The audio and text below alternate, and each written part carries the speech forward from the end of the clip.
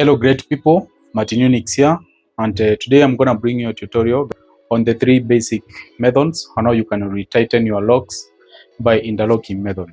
So like my work guys, comment and share to your friends. So welcome.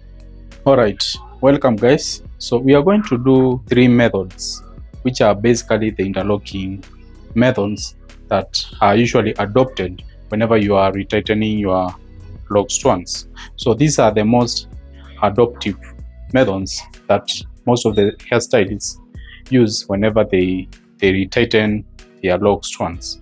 So after some time, the hair gains growth, and whenever the hair gains growth, you need to retighten the roots, and you also need to know how you can do the retie in a uniformity way, creating a more resilient lock strand.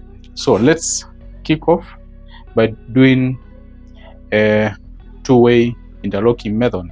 So basically what happens is that whenever we intertwine the lock strand by interlocking the lock strand through several times, but in a two-way directional approach, we shall create that crisscross pattern, which now brings in that uniformity and resilience of the lock strand. Now you'll find out that the lock strand becomes much durable. So we are going to kick off by doing the method number 1, which is the two-way interlocking method. Just to give you a quick recap, basically a two-way directional approach.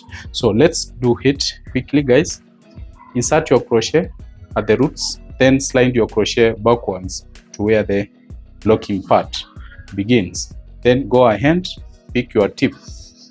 You can pick your tip and pull it that way inside the unlocked section. So continue guys. As we said, we are just trying to intertwine. Remember that you can as well pick your tip from the middle part. You don't have to pick it from the tip. You can pick it from the middle part, but only if the growth is much larger to accommodate a lock strand when it's picked at this part. So just pick it and pull it through that way. So when you are approaching the roots, you realize that the growth has got a smaller room to accommodate the lock strand from this level. So just pick your lock strand from the tips and make sure whenever you insert your crochet, you insert it from the roots that way. Pull it through that way. Remember guys, this is just a two-way directional approach. So we are trying to adopt a two-way directional approach whenever we are doing the interlocks that way, all the way to the roots. And now this becomes our two-way interlocking method. Have a look at the roots. It's very neat guys. You can't tell these are interlocks. Can have a look. No way you can tell these are interlocks. Have a look. So you just need to master the process and match your interlocks, and make sure that you are not too much tight at the roots, just to protect the scalp. Now this becomes our first method, that is the interlocking method by two-way directional approach. Now let's go ahead and do our second method. Welcome to part 2 of our styling, whereby now I'm going to show the three-way interlocking method. Now basically what happens whenever you are doing the three-way interlocking method is that we usually adopt a three-directional approach whenever we are intertwining the lock strand. Remember guys, on our case, we are just retightening the roots. We are not starting afresh the hair section. We are just retightening the roots. So guys, this method basically promotes a secure and stable interconnections. That's bringing out a very well-defined, structured, resilient lock strand. So let's go ahead and do the interlocks. By use of your crochet larch, just kick off by inserting the crochet larch at the very base. So insert it at the roots that way, slide it over, and if we have got more room, no need of picking the tips, just pick your lock strand at any point, intertwine the lock strand that way. Now we are doing the center part, then the left to right. Remember, this is just a three-way directional approach. that way. Now upon reaching the left side, I'm just going to pick it somehow from the tips because the roots are not so much accommodating. That way, have a look. This becomes our three-way interlocking method.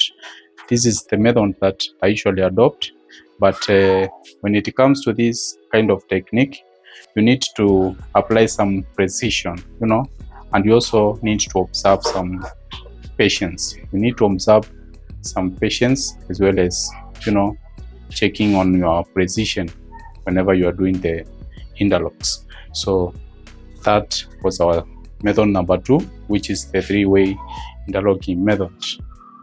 We are going to do the third method and the final method of interlocking, which now will be the 4-point turn, or else you can just call it a 4-way turn. All right, now welcome to the final technique, which is the 4-way interlocking method. So basically what happens is that the lock strand is usually intertwined in a rotational manner. So by doing so, we usually come up with a more resilient, structured lock strand.